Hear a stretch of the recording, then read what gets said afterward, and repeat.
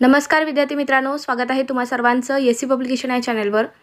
तर मित्रांनो, आजच्या व्हिडिओमध्ये आपण इतिहास या टॉपिकवरती प्रश्न पाहणार आहोत। येणाऱ्या तुमच्या सर्व परीक्षांसाठी अतिशय महत्त्वाचा व्हिडिओ आहे। आजचे सर्वच प्रश्न एक्झाम ओरिएंटेड आहेत, तर व्हिडिओ शेवटपर्यंत पहा, तुम्हाला याचा नक्कीच फायदा होईल। चला तर मग आजच्या व्हिडिओला सुरुवात करूया। तर पहा, पहिला प्रश्न आहे, पहिल्या गोलमेज परिषदेचा कालावधी कोणता आहे? काय आहे? तर सांगा मित्रांनो, पहिल्या गोलमेज परिषदेचा कालावधी हा 12 नोव्हेंबर 1930 ते 19 जानेवारी 1931 आहे। लक्षात ठेवा, बऱ्याचदा हा प्रश्न परीक्षेमध्ये विचारलेला आहे। चला पुढचा प्रश्न, दूरसंचार क्रांतीचे जनक कोणाला म्हटले जाते? तर डॉक्टर सॅम पित्रोदा यांना म्हटलं जातं दूरसंचार क्रांतीचे जनक। डिप्रेस क्लासेस मिशनची स्थापना कोणी केली? तर विठ्ठल रामजी शिंदे यांनी केलेली आहे। कोणत्या लढाईला ब्रिटिश सत्तेचा पाया घालणारी लढाई म्हणतात? तर प्लासीची लढाई। तर या लढाईला म्हटलं जातं ब्रिटिश सत्तेचा पाया घालणारी लढाई। कधी झाली होती प्लासीची लढाई? तर 1757। लक्षात ठेवा।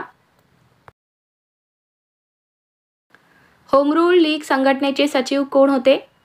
तर जॉर्ज अरुंडेल हे होते। नेक्स्ट क्वेश्चन, जालियनवाला बाग हत्याकांडानंतर कोणी राव बहादूर ही पदवी परत केली? तर राव बहादूर सांगितलेलं आहे मित्रांनो इथे। तर ही पदवी कोणी परत केलेली आहे? तर जमनलाल बजाज यांनी ही पदवी परत केली। आणि मला सांगा की सर ही पदवी कोणी परत केलेली आहे जालियनवाला बाग हत्याकांडानंतर? याचे आन्सर तुम्हाला कमेंट करायचं आहे। खिलाफत कमिटीची स्थापना कोणी केली? तर शौकत अली आणि मोहम्मद अली यांनी केलेली आहे खिलाफत कमिटीची स्थापना। पुढचा प्रश्न पहा, शेर ए कमिशनर हे टोपण नाव कोणाचे आहे? तर शेख मोहम्मद अब्दुल्ला यांचे हे टोपण नाव आहे। हितवाद या वृत्तपत्राचे संपादक कोण होते? तर भारतीय स्वातंत्र्य सैनिक गोपाळकृष्ण गोखले हे आहेत प्रसिद्ध हितवादक या वृत्तपत्राचे संपादक। चला पुढचा प्रश्न, पाणी पंचायतीचे जनक कोणाला म्हटले जाते?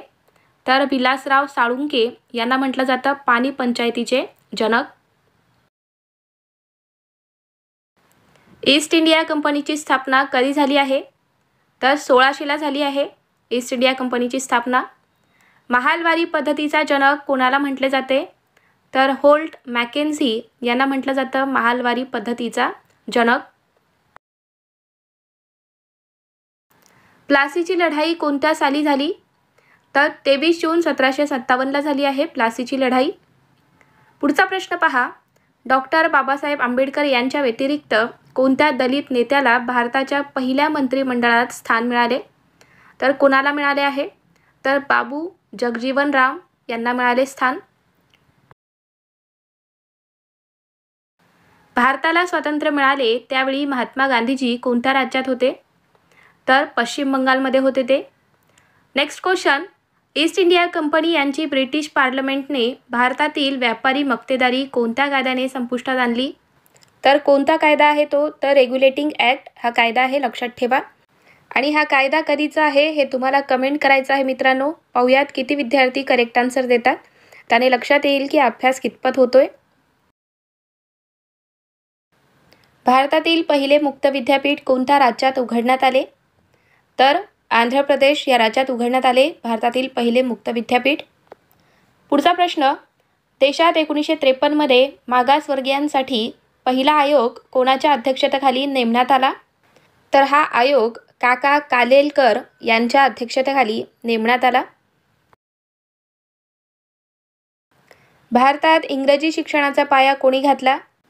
तर लॉर्ड मेकॉले यांनी घातलेला आहे आपल्या भारतात इंग्रजी शिक्षणाचा पाया। पुढचा प्रश्न, बंगालच्या फाळणीची मूल कल्पना कोणाची होती? तर विल्यम वॉर्ड यांची कल्पना आहे ही।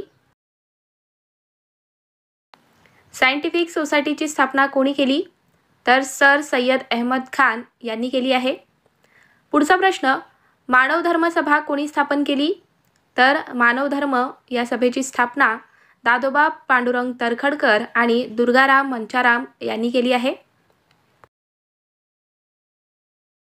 एशियाटिक सोसायटी ऑफ बेंगॉलची स्थापना कोणी केली? तर विल्यम जोन्स यांनी केलेली आहे। मुस्लिम सत्यशोधक मंडळाचे संस्थापक कोण होते? तर हमीद दलवाई हे आहेत मुस्लिम सत्यशोधक मंडळाचे संस्थापक।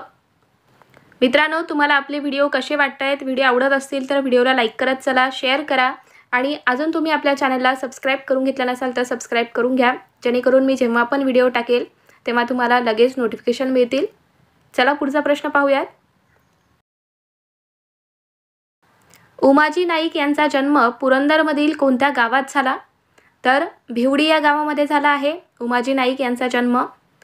पुढचा प्रश्न, बहिणाबाई चौधरी यांनी कोणत्या बोलीभाषेत रचना केल्या आहेत?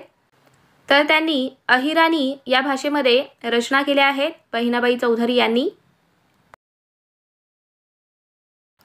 पवनार आश्रम कोणत्या जिल्ह्यात आहे?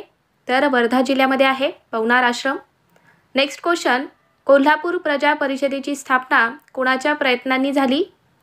तर माधवराव बागल आणि रणप्पा कुंभार यांच्या प्रयत्नांनी कोल्हापूर प्रजा परिषदेची स्थापना झाली आहे।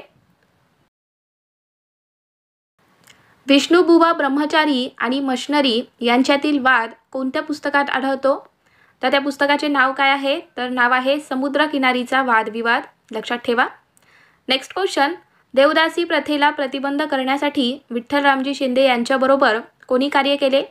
तर त्यांच्याबरोबर शिवराम जानवा कांबळे हे होते। सत्यशोधक समाजाचे कार्यवाहक कोण होते? तर नारायणराव कडलक हे होते सत्यशोधक समाजाचे कार्यवाहक। पुढचा प्रश्न पहा, स्वातंत्र्योत्तर मुंबईतून प्रथम प्रकाशित होणारे नवीन मराठी दैनिक कोणते आहे? तर लोकसत्ता आहे, लक्षात ठेवा।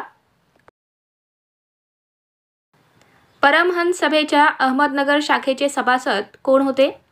तर कासमभाई महामदजी ढालवानी हे होते, लक्षात ठेवा। नेक्स्ट क्वेश्चन, बाबा आमटे यांचे पूर्ण नाव कोणते? तर काय आहे त्यांचे पूर्ण नाव? तर मुरलीधर देवीदास आमटे हे त्यांचे पूर्ण नाव आहे।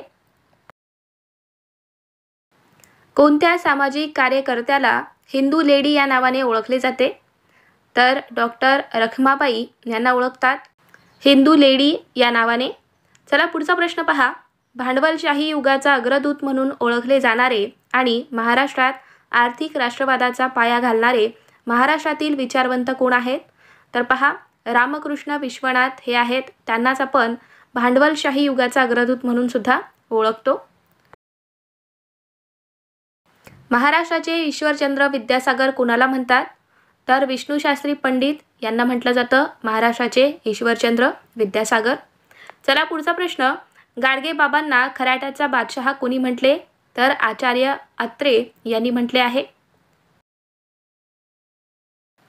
रिडल्स इन हिंदुइझम या पुस्तकाचे लेखक कोण आहेत? तर डॉक्टर बाबासाहेब आंबेडकर हे आहेत, लक्षात ठेवा। बऱ्याचदा हा प्रश्न परीक्षेत आलेला आहे। तर पहा मित्रांनो, हे आजचे प्रश्न बऱ्याचदा परीक्षेमध्ये हे प्रश्न विचारलेले आहेत। तुम्हाला हा आजचा व्हिडिओ कसा वाटला? व्हिडिओ आवडला असेल तर व्हिडिओला लाईक करा, तुमच्या मित्रांना सुद्धा शेअर करा आणि अजून आपल्या चॅनलला तुम्ही सबस्क्राईब करून घेतला नसाल तर सबस्क्राईब करून घ्या। चला तर मग भेटूयात पुढच्या व्हिडिओमध्ये। थँक्यू।